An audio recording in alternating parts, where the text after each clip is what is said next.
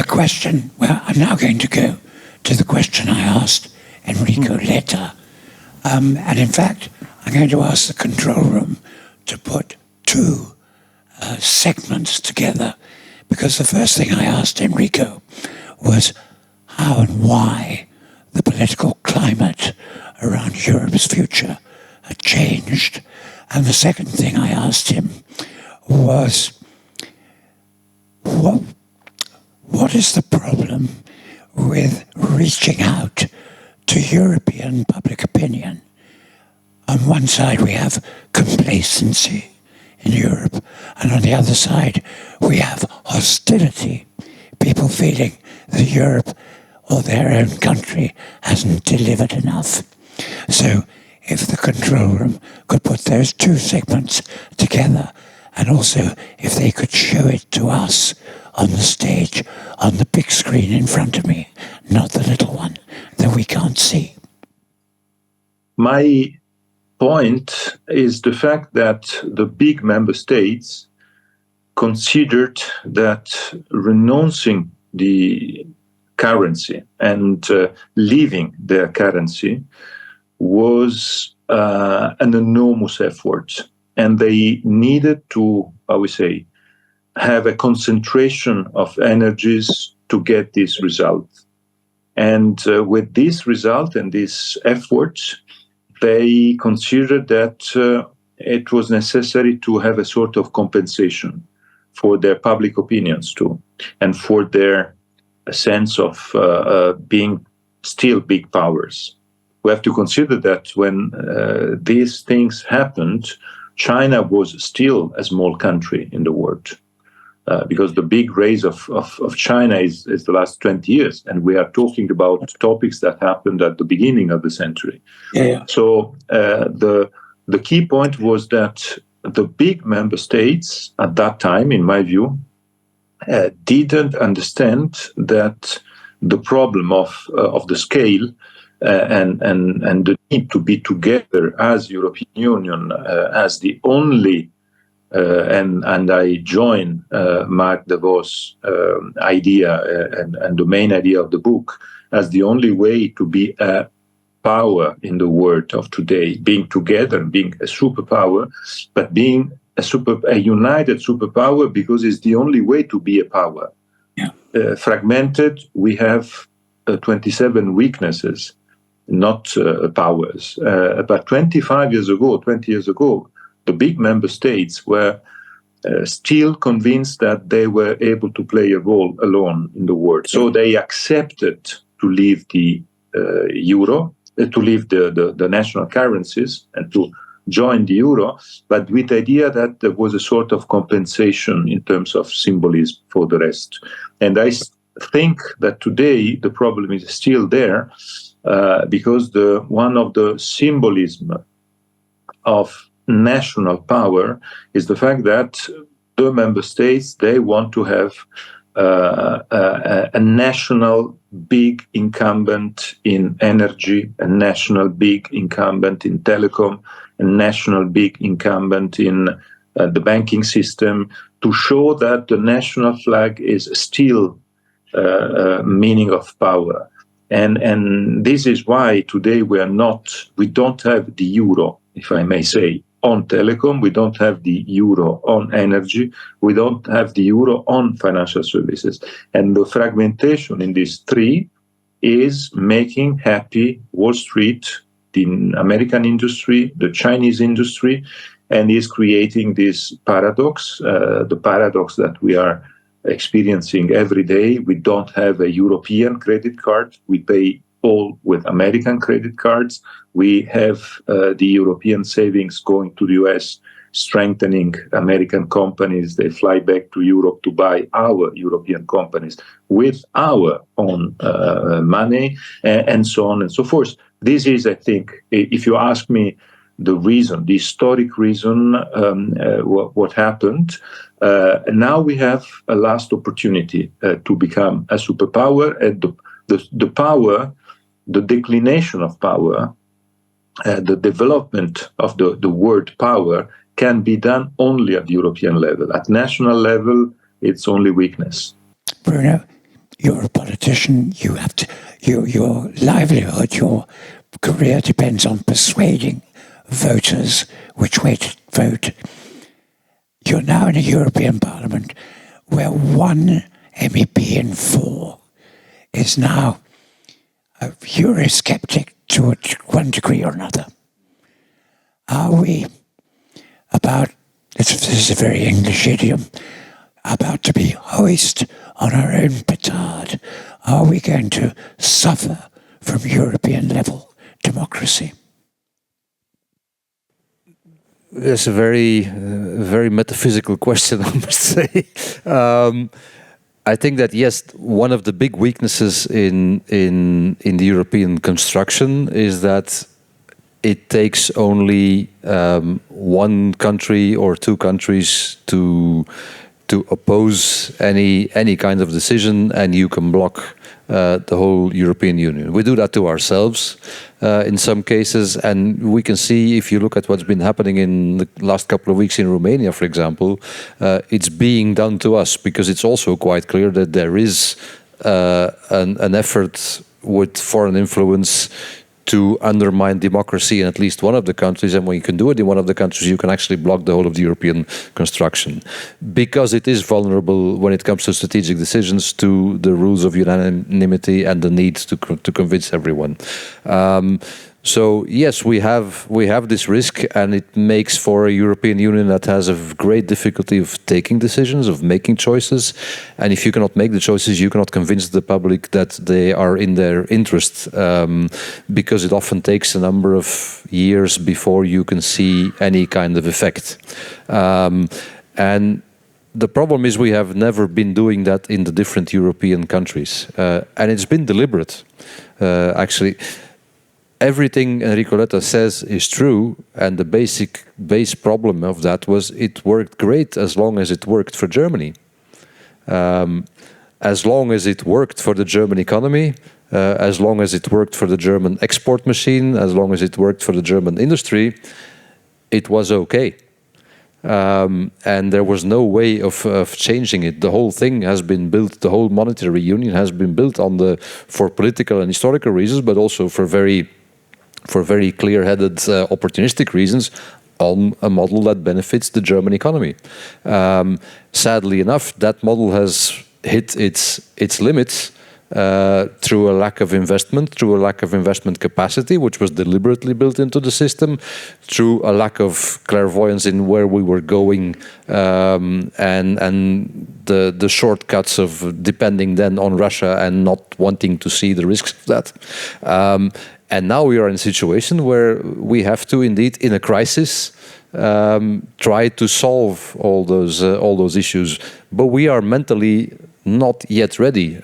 If you look at what's the whole financial union, the monetary union, yes, the financial markets, no. If you look at the recent epic debate about just one banking merger with a German bank and the difficulty of doing that, even when it makes complete sense to construct a European financial area to make investment capacity possible, if you look at how impossible it is to defend in a German political space, I think the key is there.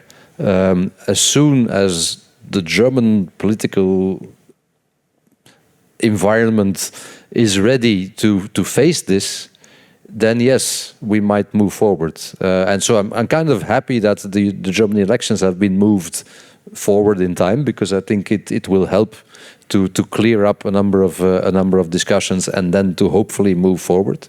But we really need that to happen, because otherwise we're just going to stay stuck. And there's this, indeed, Marc has quoted it, the saying that Europe moves from crisis to crisis. The problem is Europe is good in crisis. We've solved the monetary, we've solved COVID. Actually, we did great things for the people. But I'm a lot more of a fan of what Paul Hardy-Spaak said, which is that Europe has two kinds of countries. There's the small countries, and there's the countries that haven't yet realized that they are small countries. But a lot of those last ones are still not ready to face it. And I think maybe what is happening now might be a bit of a driver or an incentive to face that. But as long as we don't do that, we're not going to be moving forward. And that remark about small countries was made in the 1960s, as I recall. David, while you were out, we started talking about the Europe's Achilles heel, the inability to actually reach out to public opinion, which now brings us populism and a certain sort of frozen quality to European streamlining of decision making. And you've seen that very much from the coalface. So my question is, I liked your to-do list, but if it's not to be just a wish list, what needs to be done to streamline the institutions of the European Union? Well, I mean, listening to Marc and then Enrico and now to Bruno, I mean, I'm very struck that at the core, the problem is that we've not fully chosen between a model of essentially intergovernmental cooperation with a certain amount of institutional building on top. I mean, the institutions of the European Union are unique. The Commission is a unique institution, the Parliament. So we have built institutions for common decision-making, but still we put the emphasis on the member state. And while I agree with Bruno, and I'm Irish, so I mean, I come from an even smaller country than Belgium, the smaller countries are also part of the problem. We're also very attached at times to our national identity and our national politics. So I wouldn't just put the blame on the big member states and say, well, if only the member states would grow up, bigger member states would grow up and realize that they're actually medium-sized, players in a global context. I think some of the smaller member states need to grow up too and recognize that if you want to build something meaningful in Europe, you'll actually have to give more voice to the bigger population, which will mean proportionately less of a voice for the smaller countries. But the real problem is the demos problem, which Marc mentions in his book.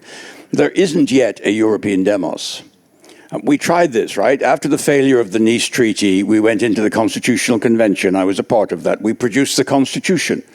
We thought it would be great. We would submit it to popular approval across all of Europe. And it failed at the first hurdle in France, mainly because of Mr. Fabius. We have to thank him for that. It failed in the Netherlands. It then succeeded in Spain and Luxembourg, but it was dead on arrival. And it took us 7 more years to turn it into the Lisbon Treaty, which was still not enough, probably, in view of where we were at that time.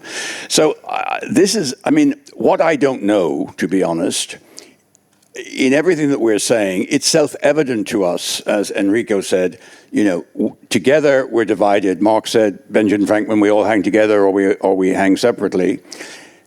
I just don't know if the people of Europe actually are willing to make that leap to something more federal. I'm not saying a United States of Europe, because I don't think we need that. I don't think that's what we have.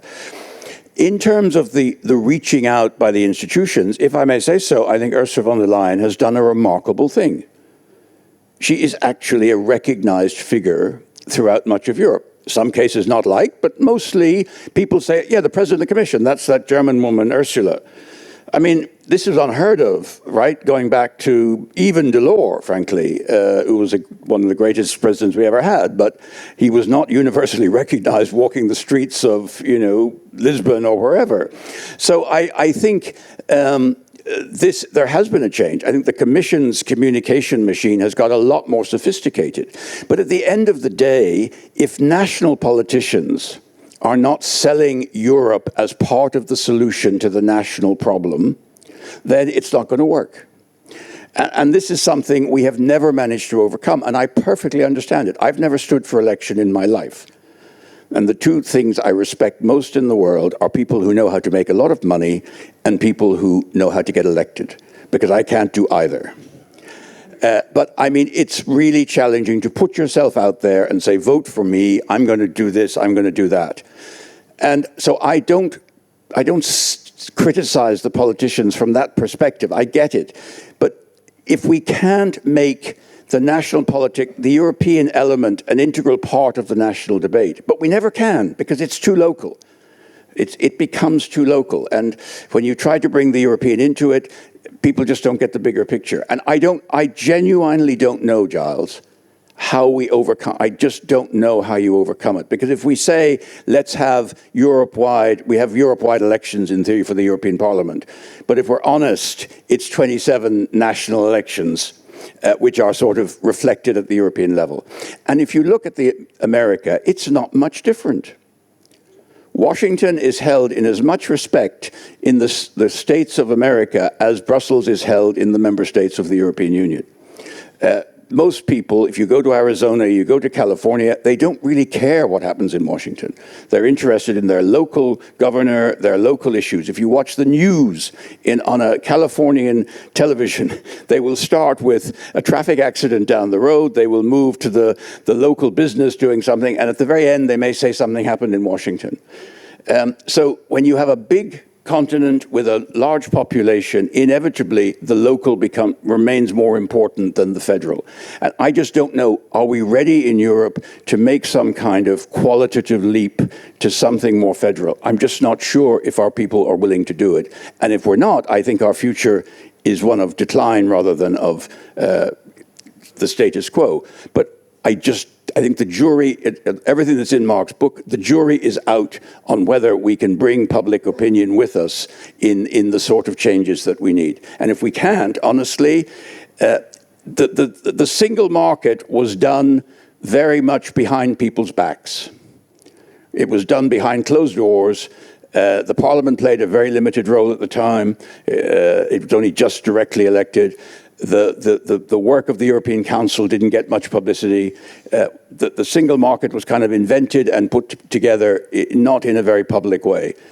It's no longer possible to do that. And all the decisions we're talking about will require the adherence of public opinion. And I just don't know if we have the ability to bring people with us. Before handing over to Marc very quickly, let me just say, as a former Financial Times journalist, I know all the difficulties of selling an EU story to a news desk in London. Marc? I'm mindful of the time. I want to leave room for debate, so just a very quick thought on that. And I agree with everything I said about the challenge, the lack of demos, etc. But there is the opportunity for leadership at the national stage for Europe right now. We are in the midst of a war. If ever you can sell to the population why Europe is needed and important, it is now. Some politicians in the eastern part of Europe are doing that. Mr. Scholz announced that Zeitenwende. That was the opportunity for him to take Germany with him, but he didn't deliver. Yeah, so you have the opportunity, and I think it's unfortunately because of the world we're in, that opportunity is going to be around for a while. So I'm pretty optimistic about the ability for member states to be cultivated into some form of at least coalition building, where they do stuff in the common European interest, but not necessarily with 27. I'm quite optimistic that we are going to see that. Yeah. You're right. Let's turn to the next Enrico Letta episode. Can tell you that once again, the method of my exercise, and by the way, I have to really thank Jacques Delors for that, because in my last meeting with him, September last year, before he passed away, when I was telling him about this mandate, and I was telling him that the mandate to me was also because of him, he told me, s'il te plaît, ne t'enferme pas dans un bureau au Berlaymont pour écrire le rapport. And I think that was fantastic. And the second point that he asked me to do is, and traveling around Europe, do not limit yourself to visit the capitals, because in the capitals you will meet a lot of officials, ambassadors. They will tell you a story, but the true story, you will get it if you meet people in the provinces. This is what I did in my trip around Europe. And I can tell you that my big surprise is the fact that when I try to present the need for the integration because of what happened at world level in the last 20 years, 30 years. My usual examples are very concrete examples. China and India together were 35 years ago, when the single market was created, as big as France, as big as Italy. And today they are 10 times France, 10 times Italy. And in big audiences with students, with citizens, I always use the example that is very shocking, that when the single market was created, Italy won more gold medals at the Olympics game than China. That is very strong in terms to say what happened in the last 30 years. A world revolution, and I use the term revolution that Marc correctly uses. And so the key point is the fact that this awareness is not shared on the ground, and is not shared also on the top. Can tell you that my big surprise was having hearings in parliaments and the committees of the national parliaments, and having questions or reactions to my report that are really very national based reactions, saying that, but it's the solution is at national level. But in reality, the solution is at national level is if we eliminate the national obstacles to integrate and to be able to compete at global level as superpower. Otherwise, our weaknesses will be the coffin of the European people for the future.